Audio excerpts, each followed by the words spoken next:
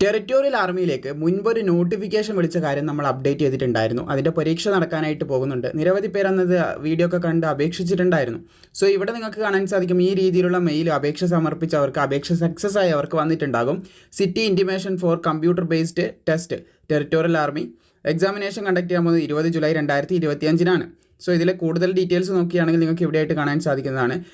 ഇവിടെ പറയുന്നത് ആപ്ലിക്കേഷൻ നമ്പറും കാര്യങ്ങളൊക്കെ കൊടുത്തിട്ട് post of lieutenant territorial army examination date 20 July 2025 പറഞ്ഞിട്ടുള്ളത്.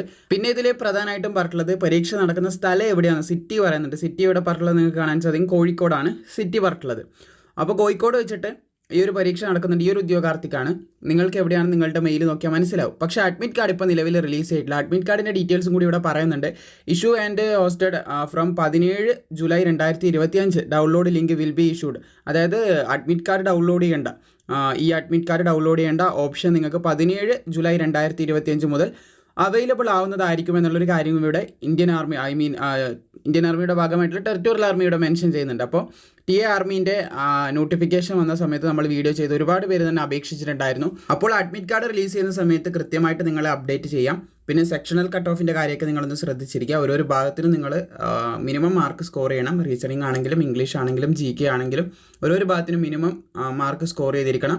കാരണം സെക്ഷണൽ കട്ട് ഓഫ് ഉണ്ട് എന്നാണ് അറിയാൻ സാധിച്ചത്. അതുകൂടാതെ നല്ല രീതിയിൽ സ്കോർ ചെയ്യുക. കാരണം ഫൈനൽ ഒരു കട്ട് ഓഫ് അവരിടും എല്ലാത്തിൻ്റെയും കൂടിയിട്ട്. അപ്പോൾ അതിൻ്റെ മുകളിൽ സാധാരണ നമ്മുടെ കട്ട് ഓഫ് പോലെ തന്നെ അതിൻ്റെ മുകളിൽ സ്കോർ ചെയ്യാനും പറ്റിയിരിക്കണം. അപ്പോൾ നല്ല രീതിയിൽ എല്ലാവരും എഴുതുക, നല്ല രീതിയിൽ പ്രിപ്പറേഷൻ മുമ്പോട്ട് കൊണ്ടുപോവുക.